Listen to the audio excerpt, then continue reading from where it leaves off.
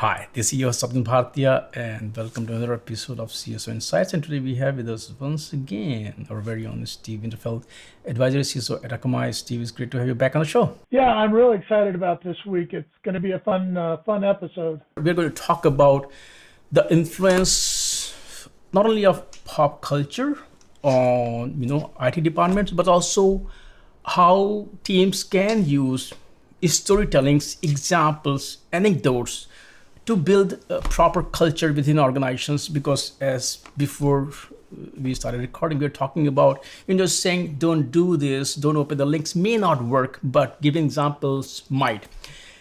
Before we kind of deep dive into the weeds of this topic, what I want to ask you is that when it comes to security, we can get the tools are there, people are using it, and everything looks good. What is the importance of what is the role of cyber training, so that when we use the word training, sometimes it can be specific to train on that specific piece of technology, but talk about like training your teams to bring the cultural change. So as we have discussed in previous episodes also, the security is not someone else's problem. It's no longer an afterthought. It has to, as you said, it's a board level discussion now, but we need to bring those changes. So talk about the importance of this whole cultural change training. Yeah, and it's a great introduction. We often talk about, cybersecurity awareness.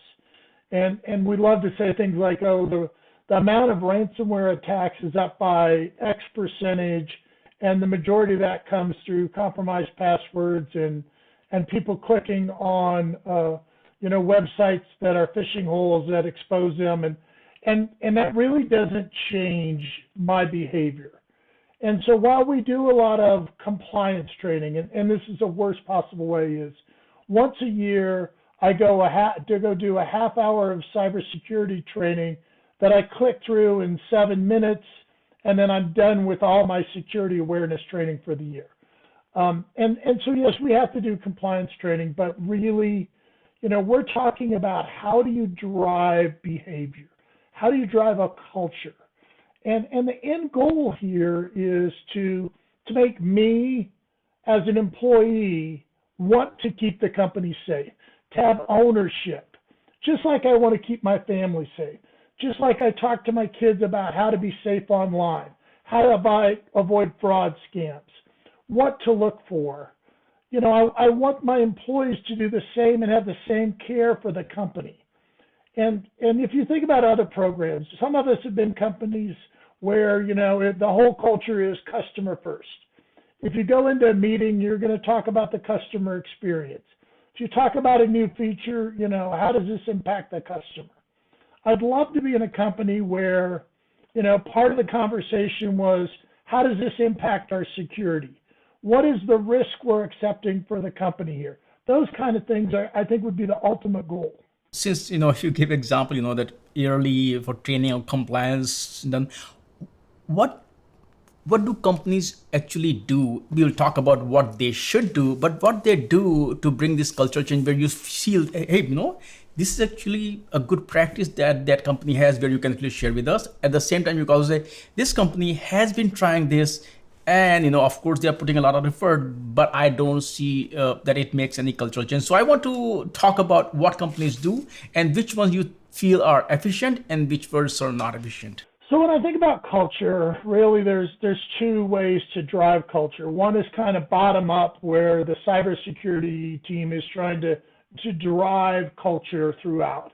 And the other is kind of that top down, where the senior leadership is demonstrating it and driving that attitude down into the company. Ultimately, I think meeting in the middle, having both of those, the senior leadership, demonstrating, the senior leadership asking those security questions, that's the example we want. And then somebody below driving that program, putting resources behind it. Obviously we need education. But again, the education needs to convince me why I should be concerned, why I should think in terms of cyber risk. Things as simple as, if I care about cyber risk, I'm not going to use the same password at work as I do in my social media. That's incredibly common. I mean, something just that simple, which is why we have password reuse, which is why we have, things like credential stuffing. So why I care about that technically, what I want to impact is the behavior of people doing that. And so I want to communicate that, but I also want to put out some measurements. I want to measure this program. So I want to say how many people, if I could detect password reuse, that's great. I might do phishing tests. I might do different kind of tests to do this. And then I need to back that up by accountability. If somebody does poor practices and they fail phishing tests 17 times, how am I holding them accountable? How am I going to change that behavior? If somebody breaks the rules and there are no consequences, then again, I don't know that you're going to have an impact. One of the things I love is cyber champions.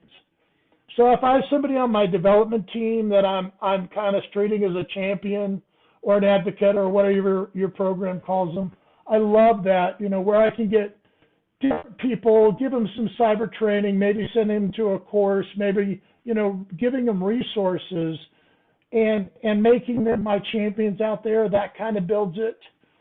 But I also want to say, I don't want to treat my employees like criminals. I don't want to say, hey, I was monitoring, your traffic and I saw this. I was inspecting your passwords and you have that. So there is a balance here of I want them to be held accountable, but I also don't want them to feel like, I'm treating them like criminals. Awesome. Thank you for sharing that. Now let's also look at the things that they are doing it wrong.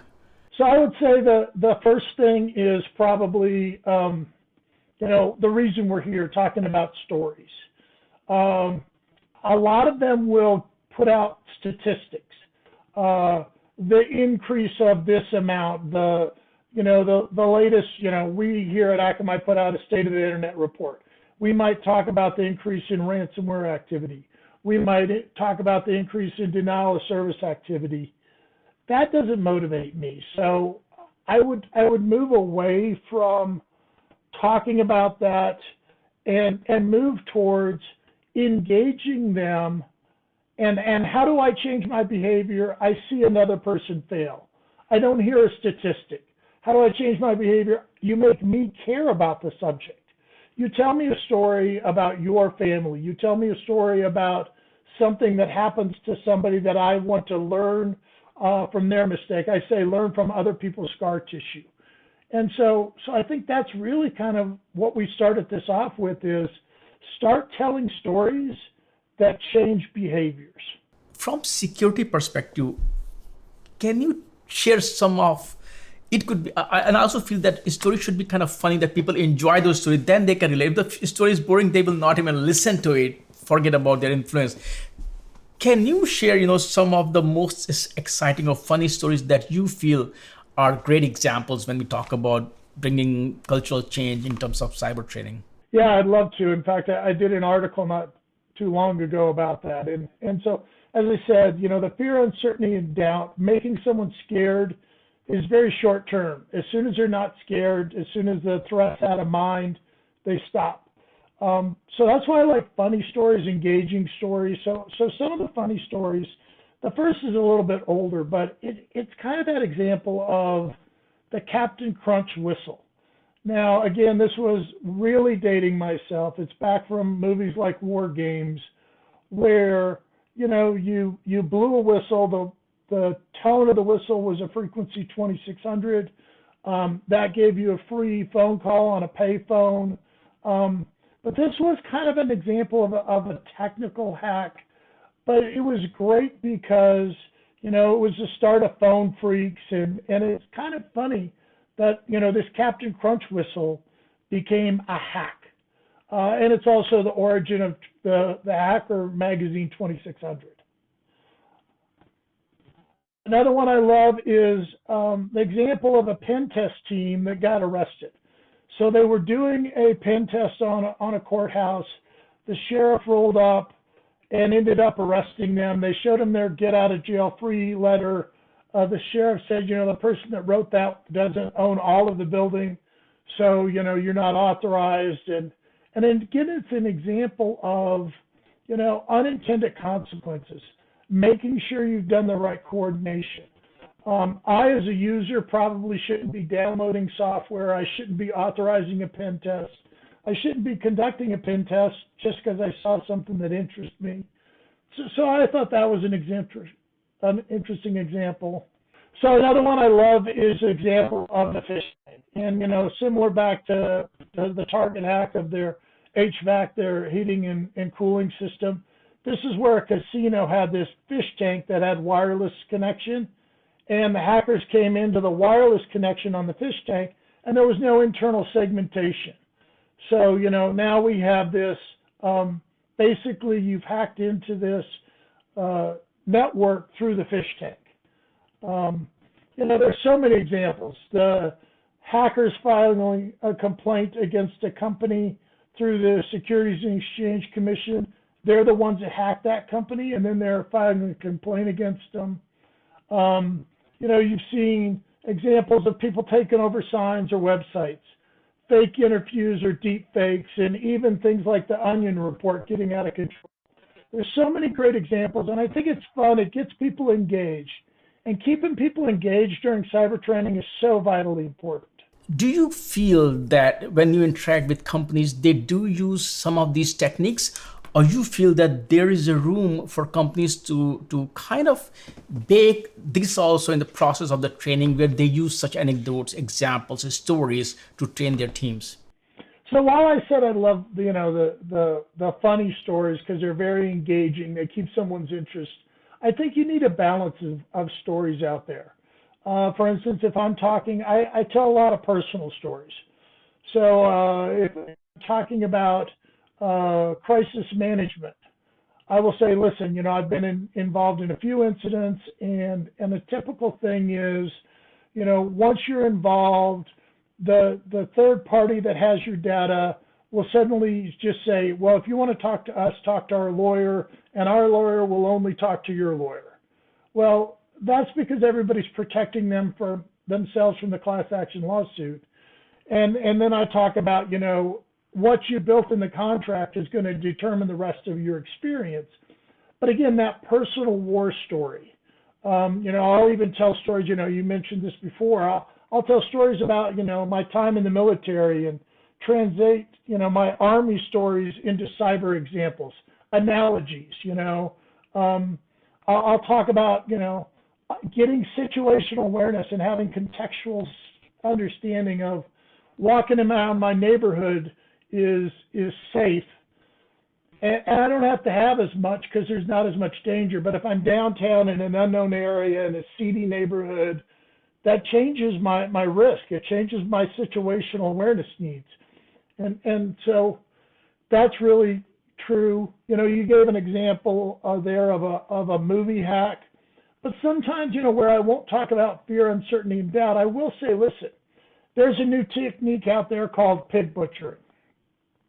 Think of typical fraud as being, I want to steal everything in your bank account today. Well, pig butchering is a long con. I want to steal everything in your account, and then I'm going to say, hey, I want you to take out a second mortgage, and I'll steal that money, and I want you to cash in your 401k on that. And it could be something like, a romantic hack or a friendship, and then say, hey, I'm making a lot of money in crypto. You should make money in crypto. And it's that long con, but it's defrauding people of millions instead of thousands, their entire wealth. And finally, I do believe it's important to say, hey, listen, the same things that are protecting the company are going to protect your family. Talked about an elderly woman in that movie. If you go to IC3, they have the FBI report is great, their annual report, but they actually have a report on how to protect elder abuse and stop that. So teaching people how to protect their family, they'll use those same skills at work. So all of these are engaging, they're helpful, and people know that if you care about them, they're more likely to care about you and the company. One more thing is that, especially with the arrival of Gen AI in production now, there are new threats emerging. It's like deep, not only voice but face also. I may get a call from my wife asking me that, hey, my car has broke, I need credit card, can you just quickly, a lot of cases are already happening, but we cannot even imagine or fathom what kind of risks are there, how people may exploit it. So do you also feel that, giving the examples, anecdotes, stories also prepare team, that because we have to also keep an eye on how these things will be exploited. But no offenses to security people, but not everybody is that creative to think how people will be exploiting, because there are teams of hackers. It could be state funded, it could be more creative people who are using creative ways to abuse, as you gave example, elderly people. Yeah, the deep fakes and impersonating voice makes it scary. And so, a simple thing like having a safe word or a trigger word. If somebody calls and says, hey, this is Rachel, I'm in jail, I need you to send money to this site for my bail, I would ask for our family safe word. I'm not going to give everybody our family safe word on this, but pick, a word that's easy to remember, a phrase, some family event or person, and it's just kind of a validation term. Now, that may seem like paranoia, and hopefully it is. Hopefully you never get attacked. But it's only paranoid for the people that don't get attacked. And enough are that I don't think that's an unreasonable precaution. Training people to stop and think. We were recently on a panel with law enforcement and trying to get people to know when to engage their local law enforcement. And one of the Secret Service agent was saying he had a friend call and say, hey, I'm really worried. They say, they're coming, and FBI's, and then they want me to buy these gift cards. And he's like, stop. Just take a breath. At what point would someone in the government want you to buy gift cards and send them the numbers? That doesn't even make sense. So again, just training people in some of those practice of stop, take a breath, think about it, this makes sense, think about how you can validate it. I get it that my daughters think I'm way over the top, and hopefully I am, but if it ever comes to fruition, then I'm not. Excellent, thank you. Though throughout your today's session, you have been also kind of sporadically sharing your advice, what they should do right. But I want to kind of consolidate it. And if I ask you, what is the right approach companies should take when they want to train their teams, they want to bring the cultural changes and leverage anecdote stories? Tell us, how they should approach it. Again, I think a company should drive towards ownership by everybody. Everybody should own the cybersecurity program. Everybody should own customer experience program. These are the big things that help us long term. It should not be a compliance program. You need to get that buy-in. You need to get people committed to understanding this and caring. Training should be reinforced by technology. But here's where I struggle. That technology, if it's causing friction, then you need to make sure you understand what that friction is, because people will work around friction. They'll create backdoors, they'll create workarounds, and those are just going to be vulnerabilities. So again, make sure you're getting feedback on how they think we should be doing security and where security is causing so much friction they're working around it. Ultimately, you need those policies, you need to enforce those policies, but do it in a way that is forcing culture, not compliance. Are there any resources available? It could be through Akamai, other places where people can go and check out, hey, these are the right practices to use stories, anecdotes to bring this cultural change. There are so many resources. There are tons of articles out there, not only mine, that talk about culture. But I would say the first thing to do is understand what's driving your current culture, and then tie into the drivers of your current culture. Again, trying to do this on your own without leadership buy-in, very seldom is that successful. There are tons of resources out there. DHS's CISA has a lot of resources out there, everything from exercises to policy to thoughts on how to drive programs.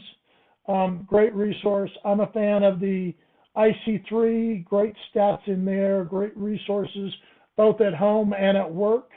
So I don't have a specific one place, but I will tell you that there are so many people working on this that a little research and a little time will find the one that fits into your culture. Excellent. Thank you, Steve. Once again, thank you so much for joining me today and talk about this important aspect of cybersecurity. Thanks for great insights, and I look forward to our next episode. Thank you. Thanks.